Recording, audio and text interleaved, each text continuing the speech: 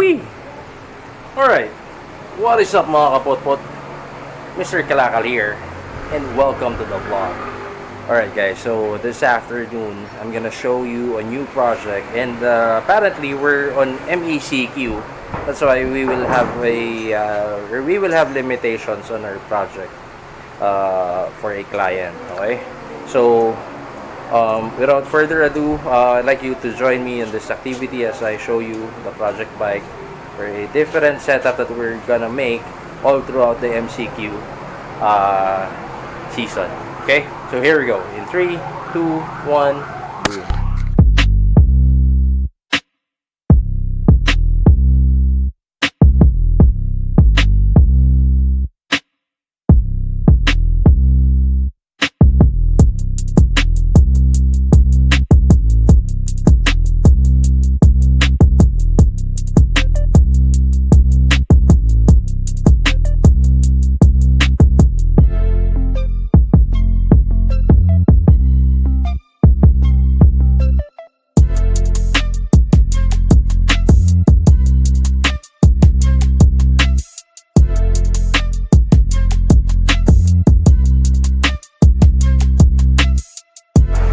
Okay, so nakita nyo yung bike. So this is another project, and the name of the bike is Imba. So this is a client's bike from Taguig. So medyo the client requested a little bit of privacy, so non-disclosure tayo ng ibang mga bagay and yung ibang technical specs na gagawin natin sa bike na to.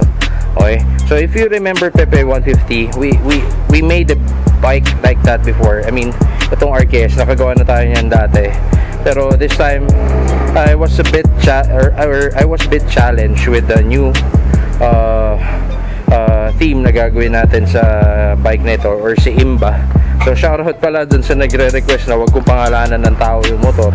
Well, kanya-kanya tayo eh. So tinanong ko rin si client, the name of his bike is Imba, and this is a RKS 150 from Keeway. Ayan.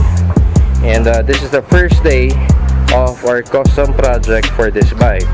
So basically, yun naman yung laging ginagawa natin sa ating mga custom work. Nagpapalit tayo ng gulong, so yun yung unahin natin. We're gonna change the tires to a dual sport tire. We're still gonna use the stock rims, pero yun, tires lang yung papalitan natin, katulad ng kay Pepe 150. Remove lahat ng mga panels. So ang ititira lang natin is yung tank. Ito yung pillar niya dito, pero alisin ko yung araro. Side panel gagamitin pa rin namin yan. Pasok yan sa team na gagawin ko. Rear fairings, tatanggalin ko to. Tanggal lahat. Seats, we're gonna customize the seats then. And handlebar, palit tayo ng handlebar na kinakabit natin. Gauge, papalitan ko rin ng digital gauge. Headlight, tanggal din yan, palit tayo ng bago. So may bago akong introduce na ilaw. Actually marami nang gumagamit nun, pero sa team ko kasi dito, tingin ko babagay siya eh. So the theme of the bike for Imba, it's a Scram fighter, or a crossbreed of a scrambler and street fighter bike, since we're still gonna use the old tank. We're not gonna replace the tank. Pagmumukain pa rin natin siyang RKS pa rin ang iba branding natin dito, pero lalagyan natin ng konting combination of scrambler and street fighter stance. Okay, so yun, busy pa yung team dahil may tinatapos pa isang project, pero mamaya hawakan na namin to, kakalasin na namin yung mga dapat kalasin, and magsusukat na kami ng dapat sukatan. Now, hindi ko na videohan yung discarte na gagawin namin sa frame, kasi yun nga, gusto ni client na siya muna yung first na magaganon na setup with the RKS. I'm not saying na it's a good design na frame, pero yun lang, he requested if pwede bigyan ng konting privacy, kasi napansin niya yung mga build natin ng Keeway, if napapalabas na sa YouTube. Wala, pare-pares na raw na setup. So sana magawa namin ng tama, sana magawa ng maayos, and sana matuwa si customer dito sa kanyang beloved bike. So I know we can always buy a new one, pero the client insisted to just revive or rejuvenate his old bike. Okay, it's not the value of the bike but the story of the bike. That's why we're working on it. Okay, so yun. Meanwhile, update lang since dito na lang din tayo. I'm using Basha right now.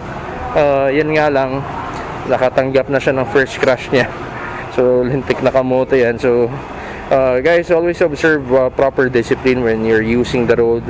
Okay, I was turning left when all of a sudden may kamote na biglang, alam mo yun, pasok ka na, nakasignal ka na, then biglang may naghahataw, katwiran niya, nagmamadali siya. Pero that's not a reason. You should always consider the safety of your fellow riders, especially when you're on the street. Okay, pasalamat siya, ito dala ko. Kung yung big bike ang dala ko, Diyos ko po. So ito ang tama ni Basha, handlebar and lever.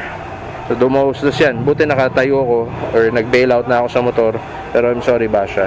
Okay? So going back dito, sana lang talaga mabuo ko ng tama tong Scram Fighter na tema natin sa gagawin ng motor na ito. Okay? So pag may update, balikan ko kayo and see you guys in a bit. Ciao.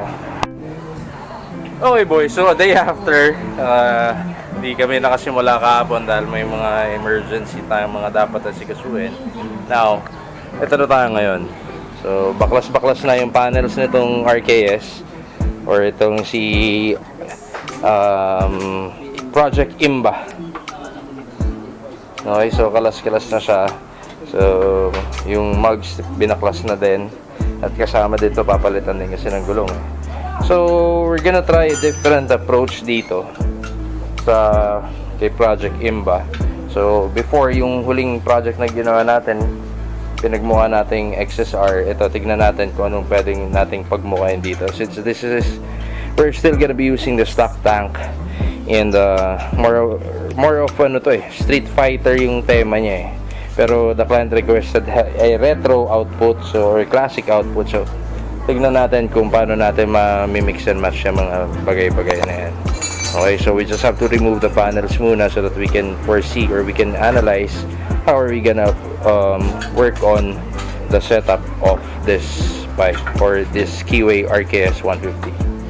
Okay, so if meron mang update tayong nangyayari, wag lang yung technical aspects dahil yun nga, we wanted to keep it as a secret. So balikan ko kayo. Ciao. Okay guys, so medyo took us some time to work on this project. Medyo challenging kasi yung gagawin natin dito. First time natin ulit after so many months na nakalipas, balik RKS tayo. Meanwhile, dito ilagay na natin yung sukat ng U-bend dito, minatch na natin sa frame. Yan, gumawa tayo ng bagong U-bend. So magiging ganyan siya sa kaikli. Pinamount lang natin yung gulong kagad kay Eman para makita namin ano yung magiging tindig niya from the installation. Now, yung seats kinatay na. Yes sir?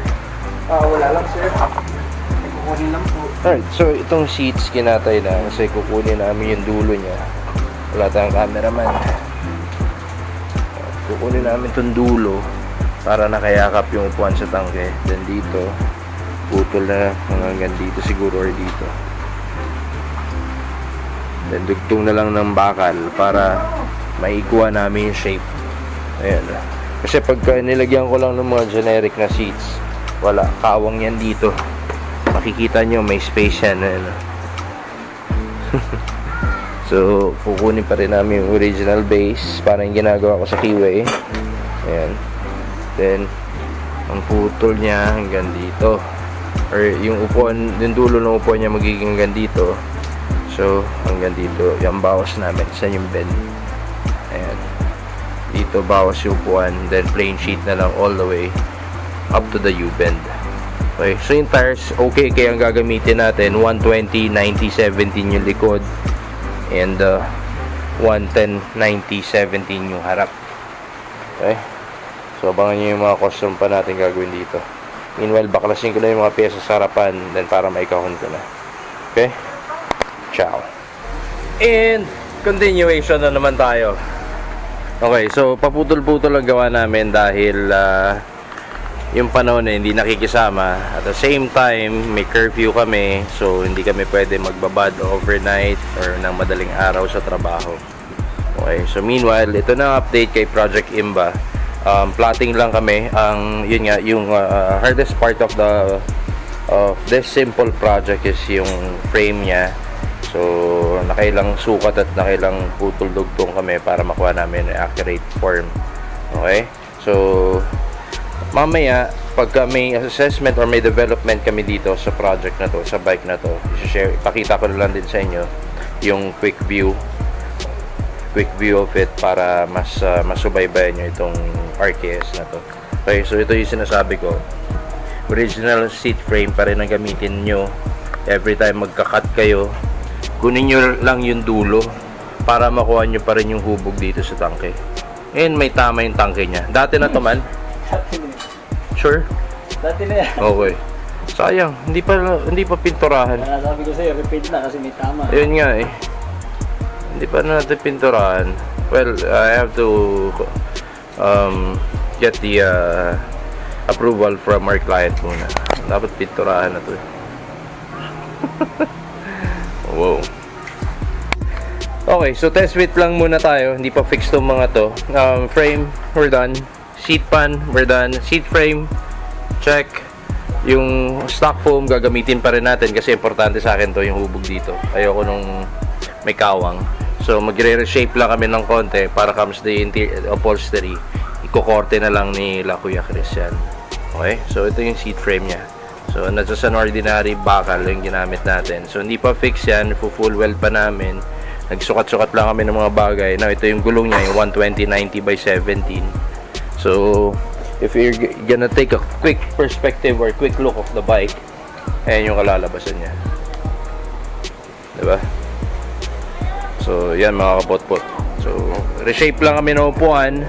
Then, hopefully, makakagawa pa kami dito despite the weather condition and yung time frame na meron tayo dahil curfew. Okay? So, ciao. Okay. So, going back with the project, this is a combination of what we call this. This is a combination of different genre. So, scrambler / street fighter project. So, everything is slash. So, tignan nyo yung seat frame namin. Combination of plastic and metal. Okay, so like what I said, importante sa akin yung base sa may papuntang tank. So, yun ang ginamit namin. Pero, I don't know, medyo nakikita ko na yung form na kalalabasan nito based dun sa mga sukat na nagawa. And hopefully mag-materialize or mag-workout or magustuhan ng client and kayo na rin mga viewers natin yung konsepto na gagawin natin dito. Okay, so maulan pa rin, hindi tayo makagalaw, may mga upuan akong kailangan pabalutan and hindi ko rin magawa dahil nakakotse tayo, ang traffic sobra, so kailangan imotorin eh. Okay, so yan o. Now, yung mga magtatanong dyan, patingin naman paano nyo ginawa, paano nyo minolde or paano nyo winelding. Well, I just have to let the client enjoy his bike muna before I can share it to you. Okay? And at the same time, Eman is still working on it. Ciao. Okay, so reshaping kami ng seats. So 6ER6N or Ninja 650 inspired yung seats niya. So last time XSR tayo, diba? And ngayon ang apple of my eye is the 650s from Kawasaki. So yung build inspiration ko supposedly sa kay Sasha 650, dito na lang natin ginawa dahil ang design ko na lang kay Sasha is naked bike, modern naked bike. So this is gonna be a twisted setup. It's a scrambler / street fighter naked juveniles.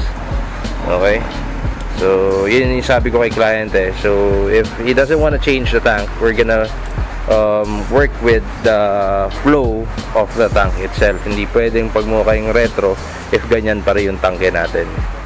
So ito yung sequence na ginagawa natin, combination of classic and modern. Mix and match tayo. Right? So naman, kamusta yung foam? Minorder na natin. Marder na to, masakit na to. Sumasakit na to si Project Imba. O, diba? Yan, I suggest mapinturahan din to. Na lang. Alright, so next step nung seats nung Project Imba natin. So nandito na naman tayo kay Kuya Chris. And they're still working on some projects. And andun na yung sa atin. Makikita natin yan. Kuya Chris, pwede sumilip? Alright. So yan. You know this place na lahat ng mga projects natin dito natin pinapabalutan yung mga upuan natin. And ayan ulit sila Kuya Chris and sila Kuya Jake. Yan. Siningit ko lang din yung upuan nung 650 natin. Yan. Gawa kasi nung upuan eh. Grabe libag. Parang ganito din sa NP4, no? Para yun nga eh. Sayang hindi ko nga na-picturean Kuya Chris yung ano. Yun yung bago. Yung tahi nung NK400, ang ganda kopyahin nun eh. Pero for the meantime, mga kapotpot, plain lang muna yung kay Sasha 650. Ayun, ito naman na yung upuan na na-shape namin ni Eman doon sa Project Imba, yung RKS natin na binubuo. So, medyo, pati upuan, combination of modern and modern and retro. Kasi may hump pa rin ng sports series. So, kasi nga Street Fighter stance. And hopefully mapalabas ko ng tama to. Alright? Ciao. Alright boys. So, ang una nakasalang yung phone nung 650 natin. Yan. So, yung luma niya kasing balot. Dumi na. Sinegway yun, no? So, yan, no? Yung dumi. Hindi malinis. Sa kinakapitan ng libag. Nahirap kuskusin. So, yan. Then pinapasuputan din natin, no, clean wrap yung seats para pag umuulan, hindi nag-absorb ng tubig. Ito yung fabric ng ating upuan. Okay, so ito na yung upuan ni Imba. And nakikisingat lang ako dito. Anyway, so dinidikit lang yung seats dahil yun nga, metal frame na yung ginamit natin. Ayoko na nung gun tucker eh. Mas okay pag hindi gun tucker. And later on makikita nyo yung finished product ng mga seats na ginawa nila for Imba and for my Sasha 650. Pinasabay ko na din. Okay, so kaya medyo mix up na tayo sa setup eh. Yung setup ko dapat kay Sasha 650, nalipat na talaga dito kay Project Imba or yung RKS. Alright, ito na yung upuan ni Sasha and ito na yung upuan ni Project Imba. Tinapay design na naman. Ayan na siya. And hopefully mamaya mount natin, sukat natin, straight natin dun sa project bike na ginagawa natin. And bigyan ko kayo ng updates yan. Okay? Ciao. Okay guys, so back to the drawing board. Balik ka dito sa kuweba ni Eman. And nangungumpleto na kami ng peso. So habang ginagawa na Eman yung masilya dito sa frame, nire-ready natin yung mga parts na ikakabit. So this is gonna be the gauge. Wait lang, hirap ng isang kamay.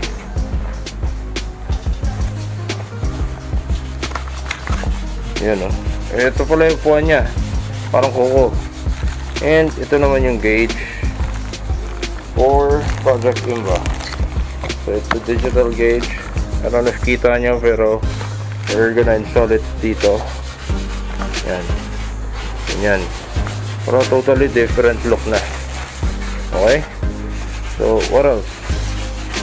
Ready pa kayo ba mga gamit? Ito yung headlight na ikakabit ko.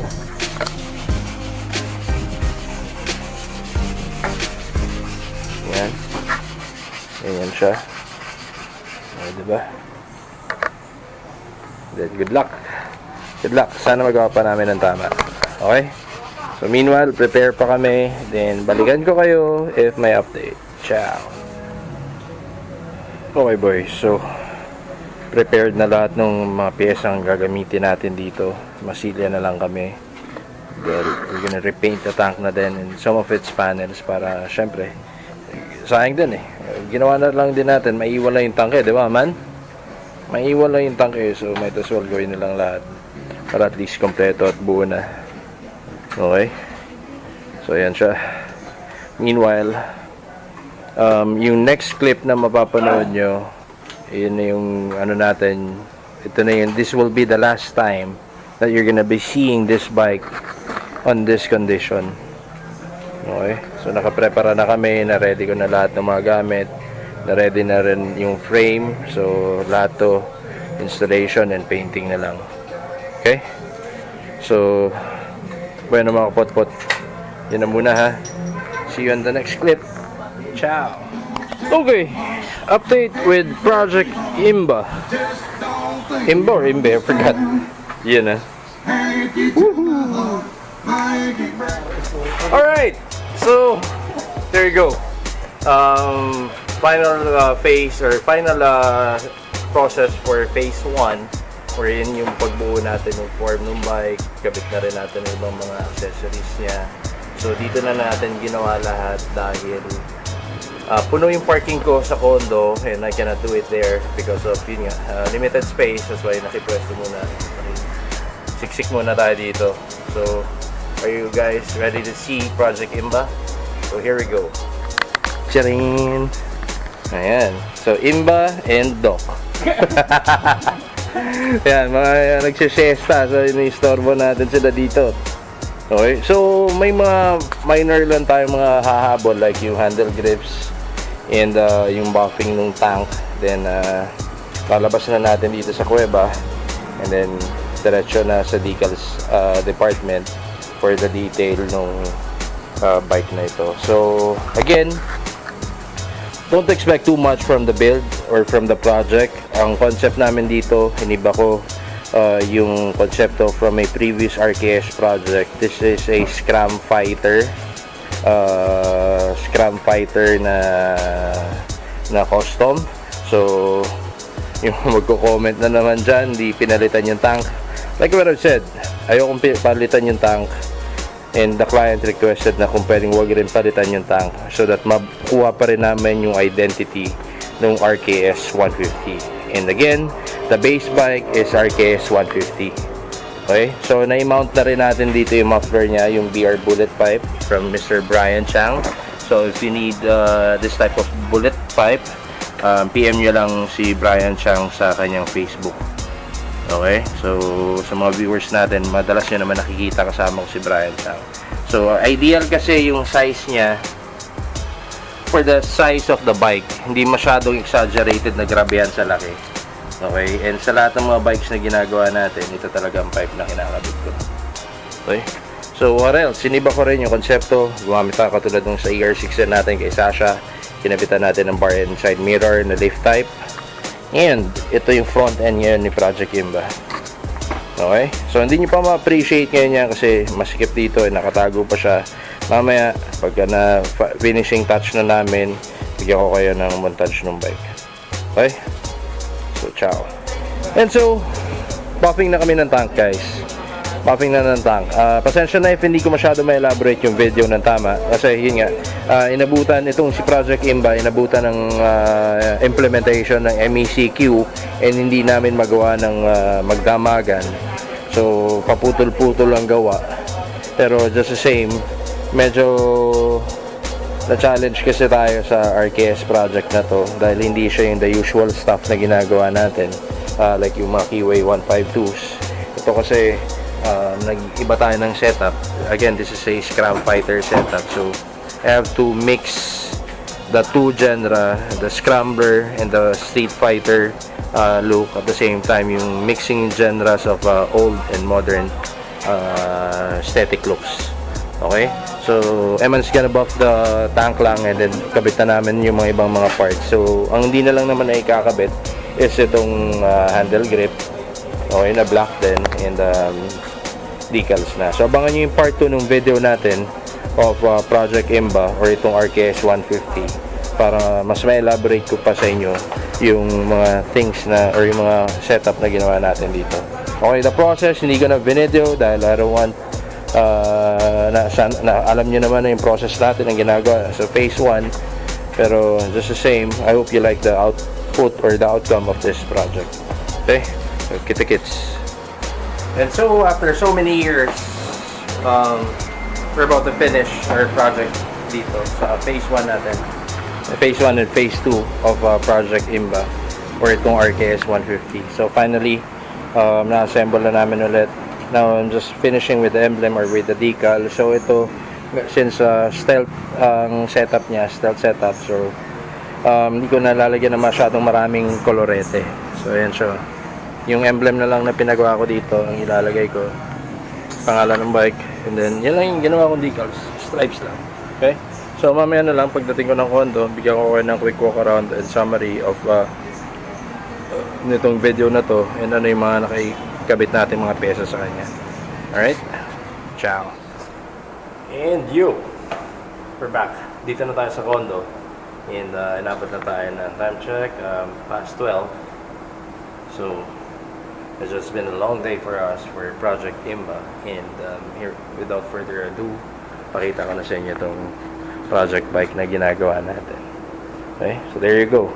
So yung detailed summary of my activity with the bike or with my project, siguro abangan nyo na lang sa part 2. Yung part 2 natin, I'm gonna bring it kay Jason sa Rushi Junction dahil papacheck ko yung bike, and then at the same time sliding na itong motor na to, pala tayo ng lining.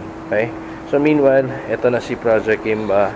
It's been a long journey for us sa part 1 na ito, and sana nandito pa rin kayo sa part na ito, pinapanood nyo pa rin yung output nya.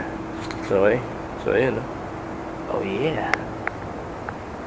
So may mga kulang pa na dapat gawin sa kanya. Siguro mga nasa 50% pa lang ako ng aking project, pero later on makikita nyo, sana mas ma-appreciate nyo pa itong project na ito, si Imba. Yun, hi! Okay, so meanwhile, baka put yun na muna, I guess I'll be ending the vlog from here. And once again, this is your boy Mr. Kalaka, now signing off. Ciao! So good night everyone, ride safe and God bless palagi. Peace! Babush!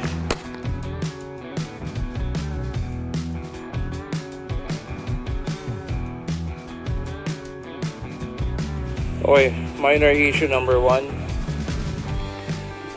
Naka-welding na yung foot peg sa chassis. Hindi na siya nakamount sa may ilalim na engine. Problem is, pasag na yung, or ano yan, Doc? Sa ilalim yung torniluan? Pasag o loose thread? Pasag yung torniluan sa ilalim. So, no choice tayo. Ganyan pa rin ang mounting niya. Naka-welding pa rin yan. Okay, so that's minor issue number 1. Ayan, welding.